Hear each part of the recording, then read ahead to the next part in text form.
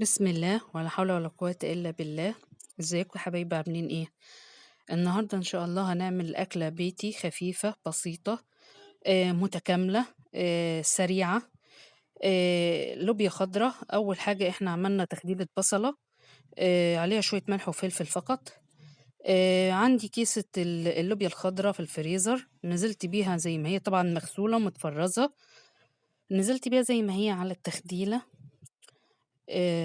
نقلّب بقى لحد ما تنزّل مَيّتها، ولازم أي حاجة خضرا هتطبخيها بإذن الله تتعمل بنفس الطريقة دي، زي البسلة مثلًا، اللوبيا الخضرا، الفاصوليا الخضرا، أي حاجة خضرا، لازم تنزّل مَيّتها وتشربها تاني، علشان كده تضمني إن هي استوت نُص سِوَى.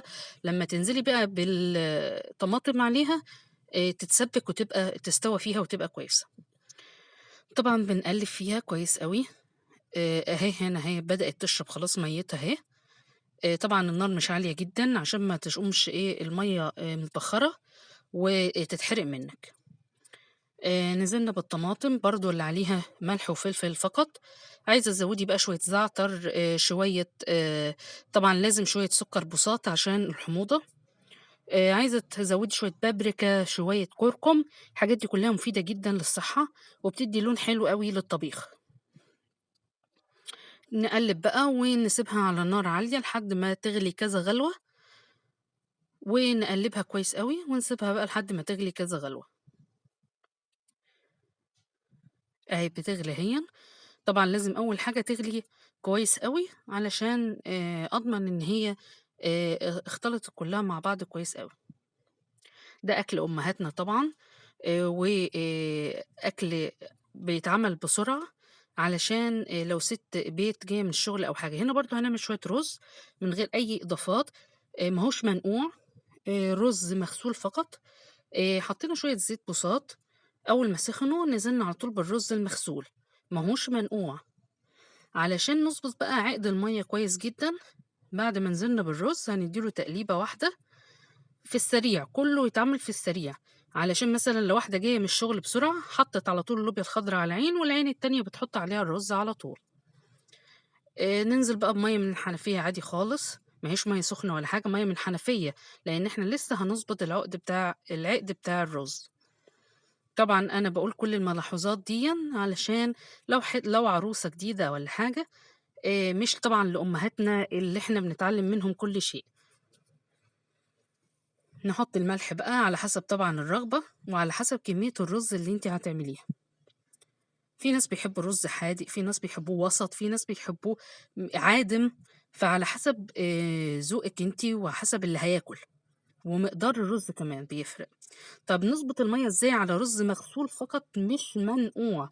رُز مغسول يبقى عقد المَيّة عُقلة، وأنا هاعايرها قدّامكم دلوقتي، هاعايرها بإيدي علشان بس لو في أي عروسة جديدة والّا بنوتة عايزة تعمل مفاجأة مثلًا لمامتها وتطبخ لها الرُز وكده عمّا تيجي من الشغل، فتضبط المَيّة كويس أوي عشان ما يعجّنش ويطلع فعلًا مستوي بعد ما يغلي. شوفوا، عُقلة واحدة فقط، طبعًا أنا حاطة المَيّة من الحنفية ما هيش مَيّة سخنة، عُقلة واحدة فقط، يبقى مَيّة ورُز والزيت والملح فقط لا غير.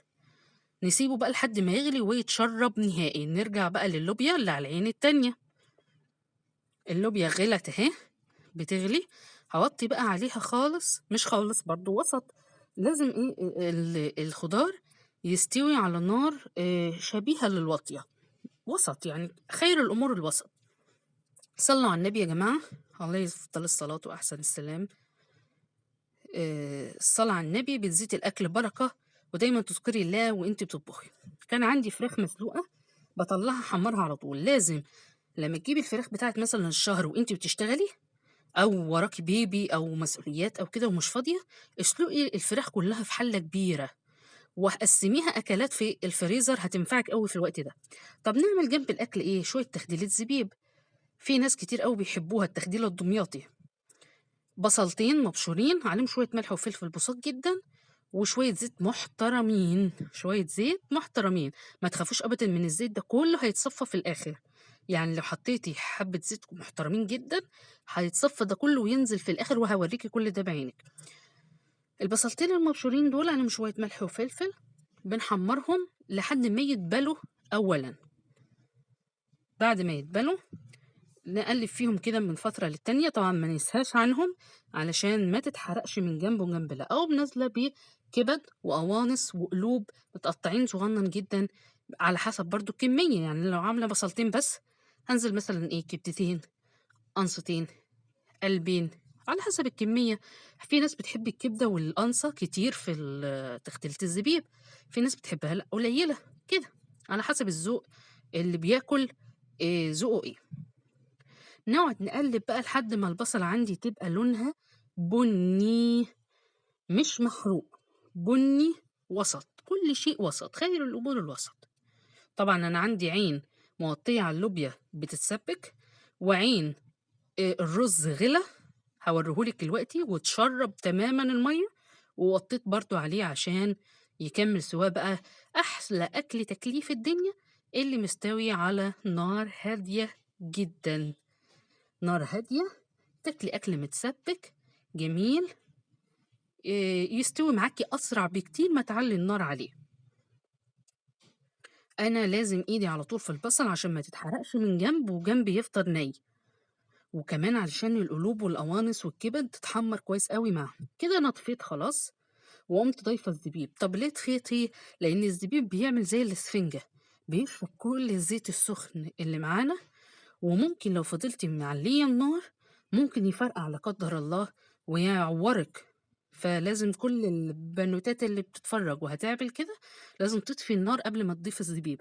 هو شيء بديهي، هيشرب الزيت السخن وهيبقى تمام التمام، ما تقلقيش خالص. شوفي انا سايباها هو وانا طافيه النار وبعدين ضفت الزبيب. طبعا امهاتنا احنا بنتعلم منهم كل ده وربنا يديهم الصحة يا رب. انما انا بتكلم على لو بنوتة مثلا لسه داخلة تعمل اكل كده لماما ولا حاجة، فتاخد بالها كويس قوي ان الزبيب بيتنفخ بيبقى زي البالونة، ممكن يفرقع ويعورك. على طول نحطهم بقى في مصفى. شايفين بقى الزيت اللي احنا حاطينه كله نزل الحمد لله، وتسيبيه في المصفى فترة حلوة، تغطي عليه وتسيبيه في المصفى فترة حلوة عشان ينزل كل الزيت اللي هو شربه.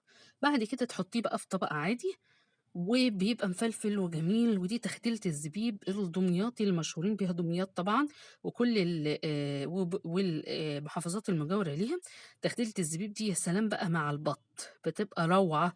لو كبدت وقنصت البط وبجانب البط مثلا مع صينية بطاطس وكده، إن شاء الله بإذن الله كل الأكلات دي هنعملها بعد كده بإذن الله. اللهم صل على سيدنا محمد وعلى آله وصحبه وسلم أجمعين. دايما صلوا واذكروا الله، صلوا على النبي واذكروا الله عشان الأكل يبقى فيه بركة ويزيد. حتى لو هو قليل جدا بيزيد سبحان الله، وبركة ربنا بتحل عليه. اهو دي تختيلة الزبيب، شايفين شكلها جميل ازاي، بتتقدم جنب الاكل. في ناس كتير قوي بيحبوها، خاصة اللي بيحبوا السويت اند سوا. والزيت ده طبعا بنتخلص منه على طول في ثانية، وكده بتبقى خفيفة جدا والله.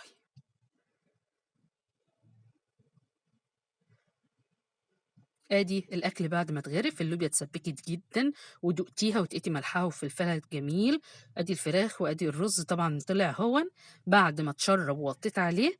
اخد حوالي 20 دقيقة او 25 دقيقة بالكتير جدا وتقومي طفيه عليه.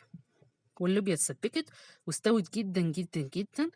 وانا بحب الخضار يبقى الدمع بتاعته قليلة جدا علشان تستفيدي اكتر كمية من الفوائد بتاعة الخضار. انما الدمعة والصلصة وكده لا لا لا، دي بتعمل حموضة وانتفاخات وكده. فاحنا يا دوبك بنسبكه جدا ونخلي الصلصة فيه قليلة جدا علشان ما يتعبش المعدة بعد كده. وتخديلة الزبيب اهي جنبها، وان شاء الله هقابلكم في وصفات تانية كتير. وما تنسوش تصلوا على النبي. وبألف هنا وشفا على قلب اللي هيعمل بإذن الله.